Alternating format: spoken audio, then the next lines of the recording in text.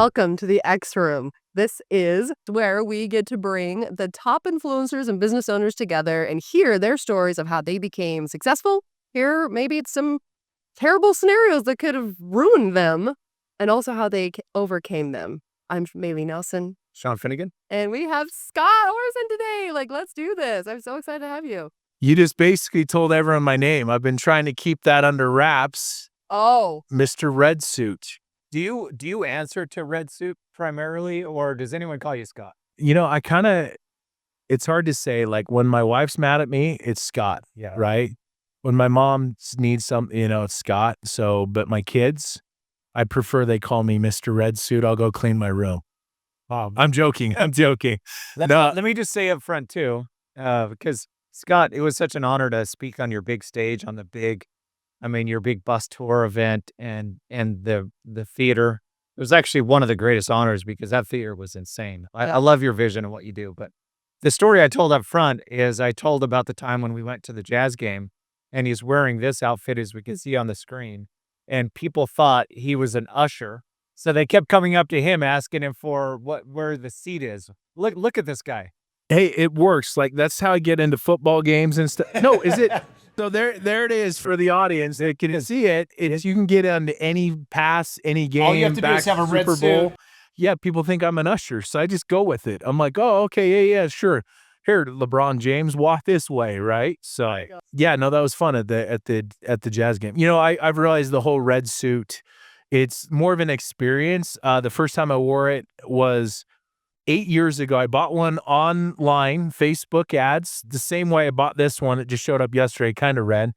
And I was sitting in my truck saying, do I want to wear that? Because, in Alabama, they wear like red suit, crimson, they wear the hats. And I'm like, you know what? That'd be kind of fun to wear at a Utah football game.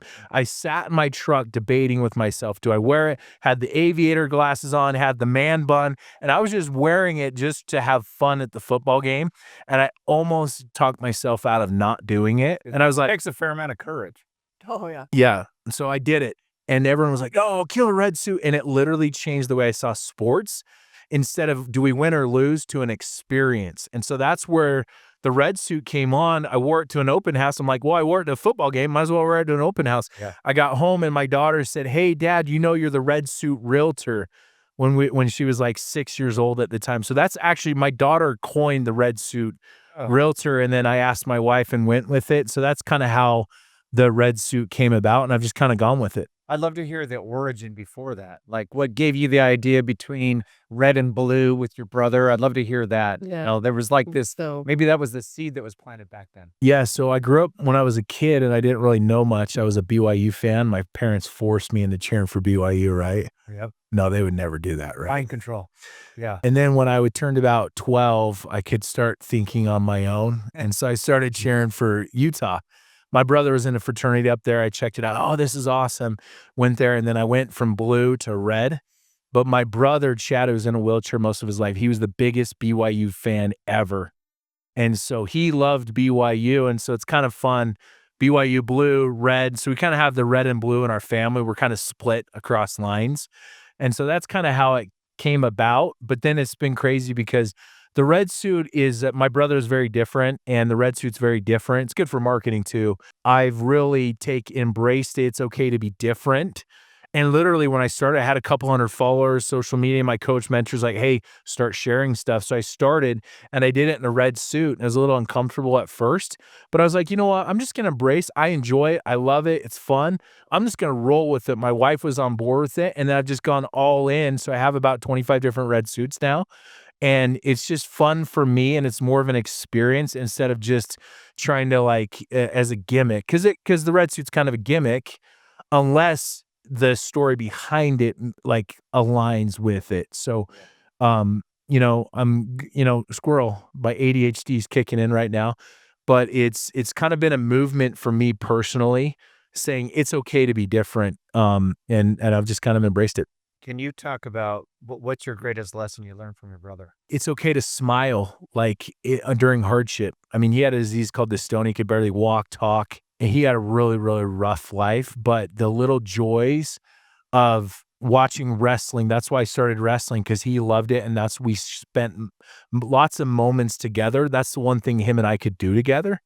So now when I wrestle, it's not like, oh, what are you doing? I'm like, no, it's actually like more for my brother. It's like more of like, it's like a childhood dream doing it. It reminds me of my brother. And so it's okay to smile during hard times, because my brother did. We all have challenges, and somebody has it worse than you, somebody has it better than you. Stop comparing yourself to everyone else, because if you want you don't want other people's problems. And that's the biggest thing I learned from my brother. You're such an incredible edifier. Like, you know how to make someone feel very special, and you do such a great job of, like, you're the hype guy, right? Like, you just have been, and I feel like that's your jam. Like, you're so good at bringing hype and making other people feel special and feel edified. What made you start doing that? It was crazy when I first started fixing and flipping homes. I started in '06, so I've been at it for a minute, and I would share, hey, I flipped a home. And people are like, that's the coolest thing ever. But after you've done it about 5 or 6 times, people are like, hey, we've seen this. We don't really care anymore. And so that's where I've shifted. Instead of, hey, I'm going to flip a whole bunch of homes, I'm going to help 1,000 people fix and flip their first home, kind of like what you and Mitch are doing. It's a lot different when you're like, hey, first flip challenge, look at all these people we're helping, instead of us doing it ourselves. It's so much more enjoyable seeing somebody have that joy in their life fixing and flipping their first home, because really no one cares after you've done it long enough. They make excuses. And so I've realized the best way to market yourself is by promoting and marketing other people that you love and care about. And it's crazy how that works, and it's refreshing. And so that's where I've kind of learned, like, hey, when you're afraid to do that, it's because you're hiding something. There's a reason for it. You're insecure about something. But if you genuinely appreciate somebody and you promote them, it doesn't diminish what you're doing. You're edifying it along the way. And so that's kind of what I've learned in this process. Like, nobody cares about your stuff. They care about how you can help them get to what they want in life. The thing I've learned about from you most is just how much passion and energy you have. The first time I met you, you came over to my office and you were doing a promotion, and he was running back and forth and up and down and running the stairs, and he was like so excited. And I was like, I left that experience. It's like, I need to raise my game. You must love life. Like, what's the secret behind your passion and your energy? It all comes with your why doesn't make you cry. It's not big enough. Number one, most people haven't figured out what their purpose is. And so they're just out there chasing every single rabbit that's out there. So, like, if your why is not big enough, when you have a bad day, you're going to give up and quit. If your why is about driving a new car, like, you're going to say, I don't need that car. But when your purpose and your why is so much bigger that no matter what happens, it's not going to break it, that's step number one. Number two is you got to do what you love and you're passionate about. Like, I just love real estate, not so much the real estate facet, because Maylee, there's a lot of like, oh man, this is a lot, right? Right. But the backside of real estate, seeing the joy of somebody fixing and flipping their first home and changing their life, there's nothing better. It's like seeing your kids ride the bike for the first time. It's like there are kids, there are children. Like, we're also trying to protect them. Sometimes, no. You can't eat too many cookies. Don't do too many deals. Let's just eat one cookie at a time. So I think Maylee's shaking her head because she sees that too, with like where it was just her and Mitch at first.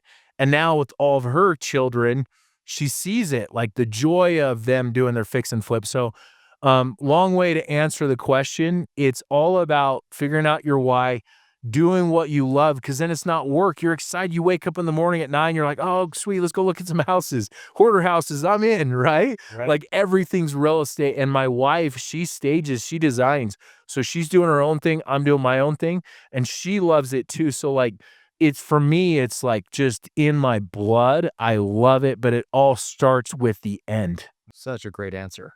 I think so many people shrink their dreams to meet their means.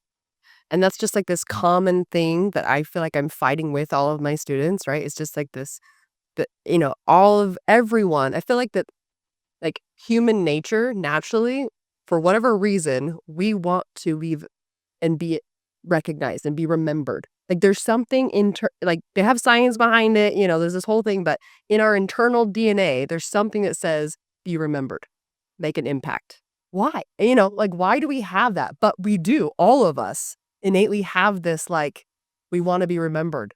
Somebody like, will you ever remember my last name? Kind of vibe. But most people, unfortunately, don't know how to find that one thing. So how do they? How do they find? We're going deep on this. So it was crazy because people, when I first started doing the whole red suit, like, oh, you're a joke. People laughed at me. I remember in Sean Whalen, I went to his event. This was like 4 years ago, and he called me out. He's like, "What were you thinking wearing that red suit in my space?" And I was like, "Well, my coach, my mentor said, you know, be your brand." And he told the story about 10 years ago. He did a story on Instagram. No, it was Facebook. And he wasn't wearing his brand at the time, and it went viral. Had like, I don't know, hundreds of millions of views, but he wasn't wearing his brand. And so I knew it was coming, like, right? Because I knew I was in his space. And it was a dilemma because, the red suit can be bright, and so sometimes I tone it down like, hey, we're at your event. This doesn't need to be me wearing some shiny, like, sometimes you have to know when to like put the gas on and sometimes when not to. And at the time, all I had was the bright $99 red suit I bought on Facebook. And so I was like, do I wear it? There's a book called 48 Laws of Power. I don't know if you've read it. It's crazy. It's amazing. But it talks about being like the master in certain areas and things like that. And anyway, it was a dilemma, and I was like, do I wear it? Do I not? Like, I'm in his group. But at the end of the day, he coached me to do this. So he called me out because he was trying to fill me out. He didn't know who I was. He's like, when you woke up this morning, what were you doing wearing that red suit? And I said to him, well, I appreciate you asking that. And then everyone in the audience like, he wears a red suit every day, And I said, my mentor, my coach said, hey, his biggest mistake was he had a viral video and he wasn't wearing his brand at the time. And it went viral. And my coach taught me, if you're going to do it, go all in every day. You never know when that moment is. And so my name is Scott. I'm known as the Red Suit Realtor. Nice to meet you, Sean. And it kind of put it back, and he's like, oh, whoa. Like, I was waiting for it. But it was like my coach taught me to do something and I did it. But I don't even think I answered your question. I think you did. I think it was good. I think part of that came in to build your table, right? Like maybe that was in the same kind of experience with Sean. Yeah. So I think, okay. So here's where I'm tying this in. Originally, few hundred followers, being different, but I kept doing it over and over again. People are watching you. They're waiting for you to quit. Most people want to see you do something like a minimum of a year before they'll actually even listen to you, because they've seen so many people come and quit. They're like, I don't know who this guy is. This guy's full of it. But if you do something over and over and over again for a specific long period of time, it doesn't matter if you're wearing a red suit, a blue suit, if you're wearing like limited, whatever, it doesn't matter. They want to see that consistency out of it. And so when I realized I'm going to stop caring about what everyone else is thinking about me, that's when my growth actually went through the roof, not only personal growth, but via social media. If that makes sense. Totally. But when you're so concerned about doing things because, oh, this person's going to think this and that person, so I want to do kind of what that person, and what I want to do, it never grows because you're not being your authentic self. And that's where the depression comes from, because you're making decisions on what everyone else wants you to do, but you have that moral conflict of what you want to do and what you think everyone else should want to do. And so when you can cut the ties there and say, you know what, I'm going to do this because this makes me happy, and I'm going to do it because it's my mission. And if they don't like it, they can pound sand, and then people will learn to respect you, which is way more important than them liking you. I don't really care if you like me, but you're going to respect me. Yep. Got it, Mr. Sean Finnegan? Yes, sir. So hopefully that, like, I think it's like a long way to get there of like, and how liberating is that to do what you want when you want. If we want to go surfing in a red suit, I'm going to do it. If I don't want to do it, I'm not going to do it. Yeah, right. And I've realized that in this life, that's where true happiness comes from. Being able to do what you want to do, when you want to do it, with whoever you want to do it. Has nothing to do with monetary. Monetary is a way of hiding your imperfections, well, your insecurities. Hey, I'm hiding behind my car. I don't really care. You know what? The biggest value in my life is doing really cool things with people I love, my friends, my family, unapologetically me. Like, I'm going off on something. I'm like, I'm a little feisty on this man right here. But I think one of the greatest takeaways is it's great to have a seat at someone else's table. Like, we go to other events and we do, but you decided at some point, I'm going to build my own table. I'm going to create my own community. And you know what? I love it that you have this vision of doing some wild stuff where, like, I'm going to go get this whole big theater and we're going to do the biggest bus tour in history because you've created your own table. You have a strong, powerful why. And I think that's what people can take away. It's great to go to other things, but when are you going to go create your own table? When are you going to build your own table? Yeah, I remember they were, hey, it'd be so cool. I want to speak on Mitch and Maylee's stage. In your mind, you're like, that'd be the coolest thing ever. A lot of people are like, hey, when can I speak? When can I speak? Well, first off, you asking me to speak is probably means it's not going to happen. Yeah. You know what I mean? Yeah. Like, number one, step there too. And I remember Sean Whalen was like, hey, who wants to speak on my stage? And I sat there and I was like, oh, that'd be kind of a cool opportunity in front of 1,000 people at Echoes. And then all of a sudden it shifted. I was like, forget that. I ain't speaking on, you're going to be speaking on my stage. Yeah, there you go. Right. And so that's where it shifted. Like, hey, if only I could do this, then I've made it. It never, in entrepreneurship, it never happens that way. It's stepping stones, right? And so when you shift of, I don't care who the person is, they're going to be coming to my stage. Like it changes thing, and really leaders create leaders, if that makes sense. 100%. And so I think that you get these people, and you even see it with these gurus. They just want customers the rest of their life. It's like, I've seen it with Maylee and their group. They're empowering these leaders. Go out and do it first. Now go lead other people to do the same thing. It's way less work for you because you're empowering the leaders and you're growing way faster. Infinitely. Because I've been watching it. At first, it's like the Mitch and Maylee show, Mitch and Maylee, the Red Suit, you can only get so far with that. It's transactional. But when you empower a leader to do it, now they're building their own stage, building their own table. Now you're going to explode like wildfire. So you go find 20, 30, 40 leaders, empower them. Now your organization is going to grow like wildfire. All right, Maylee, closing thoughts. Bring us home. I just have to say thank you. Seriously, this has been so fun, and it's fun to hear the behind the scenes, right? Because not everybody they just see this shiny suit a lot of times, right? They don't get to hear the why and the passion that really is behind what you do and how you're doing it. I do have actually one last question, though. Does it ever get tiring to have to wear the suit? Going back to that, I'm at that phase in my life. If I want to wear the red suit, I'm going to wear the red suit. If I don't want to wear it, I'm not going to wear it. Yeah. And so like going back to that like around my kid, I have non-negotiables. Date night, I'm not wearing my red suit. It's about my wife. With my kids and their sport games, I'm not, 9 out of 10 times you're not going to see me unless I came off another event because it's about them. So you also have to set those boundaries as well. And then it's like, oh, okay. Like, hey, where's your red suit? Hey, dude, I'm with my wife and kids right now. Like, you know what I'm saying? Sure. So like setting those boundaries. So like, I think when you get to that phase in your life, it's kind of uncomfortable now when I'm out and I don't wear it. It's more work for me. Sure. So now it's been embedded in me. Like this is like, it's way easier to dress. Honestly, Totally. that's the best part about it. Yeah, it's like yeah, I throw Whole closet. yeah, all I do is pick the shoes and that's it. So, And then the strangest thing you've done in this suit, is it? I saw a picture with you surfing in a lake in a suit, right? Yeah, I'm pretty sure I took that video. yeah, you took that. Yeah, mate.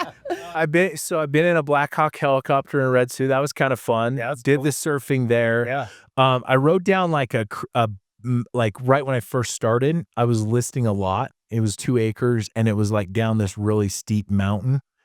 And so I got on one of those mountain bikes and rode all the way down it in the red suit. And then, so I was like kind of hoping I fell off because I think it would have gone viral. Rip the suit in half. But it didn't. So it was a win-win. Like I'm safe, but it didn't go viral. So I think, that's probably a top 3. Oh, I wrestle in my red suit now. So I've done a stunner. Maybe we could do this with the X community. We should have them submit ideas to have you do something in the red That would be suit. hilarious. And then are you willing to say if we have a great idea that comes out, you're going to do it? Like riding a bull in a red suit. Like, yeah. I love that. Okay, put in the So chats the- right that's it now. right there. That's it. I get 2 choices. I get 3 choices of the top 3 We'll narrow it down. We'll give you a top 10. because I can see people being like base jump off of like, Right. Yeah. top 3 that's wife approved. Yes. Okay. can do that. So we'll narrow it down in the community to 10. And you could pick 3. I have one question for Maylee.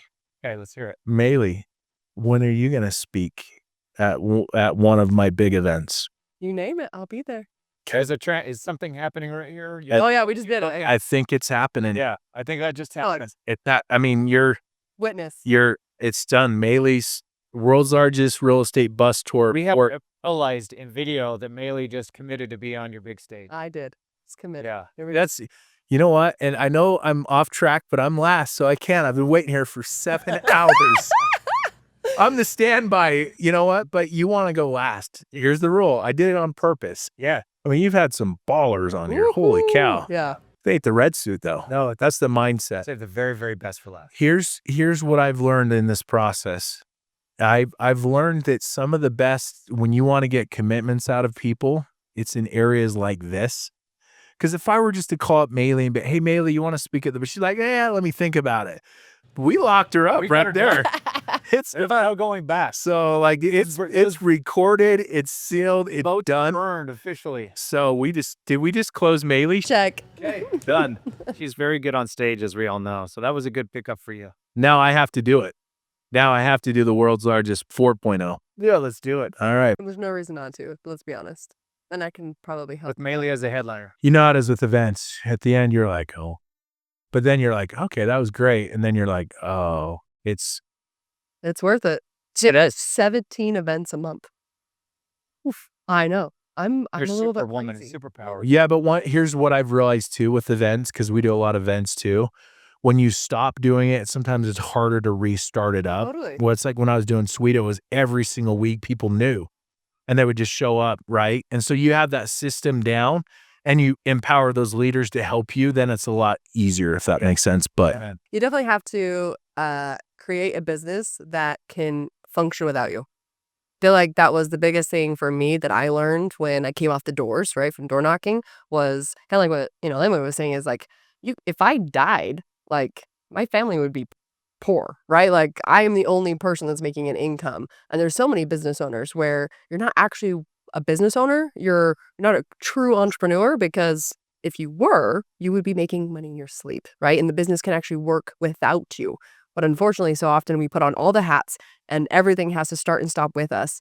And the moment I recognized, like, wait a second, holy smokes, right? When I had that accident and like left leg went paralyzed, like, that was for me that moment where I was like, oh shoot, this could all be gone overnight. And if I'm not putting myself in a better position through real estate, that's how I found real estate, you have to do something to duplicate yourself.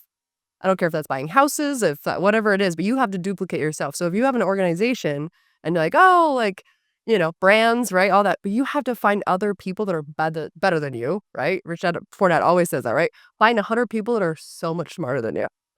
Find 100 people that are just so much more talented than you. If you could edify them and let them show up, like, transactional versus transformational. Yes. That's a t-shirt right there. Yeah. You hit it on the head. there you go. Done. Transformational is for life. Forever. Right. And that's why we're here. That was the closing remarks. We are so grateful to obviously have Scott here, Red Suit, to join us today. We're so grateful to have you. And if you genuinely were like, oh my gosh, I want Red Suit to have to do something crazy, we want you to put that in the chat. And if you liked this, subscribe, ring the bell, give us a nice heart, and also share this with your friends and family and people who genuinely need to hear this information. Entrepreneurship is hard. It is the hardest thing that you will ever do. So stay positive. Let's keep growing. See you in the next episode.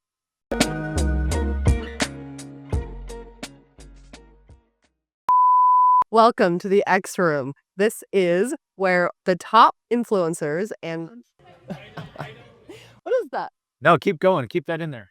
No, hold on. Are we hearing music? I like it. Is that up here or it's up here? I kind of like it. This is how we start the podcast. It's different. Yeah, It's not official. No, please don't. Just keep it going. It was like in my ear though, like ringing. I think we're just capturing the overhead. Right as Maylee started talking, you had like the whistles and the birds and the chirping. It was like every time Maylee talks, it's just that needs to be. No, we're not doing that. But we can do this again. Here we go. Thank you.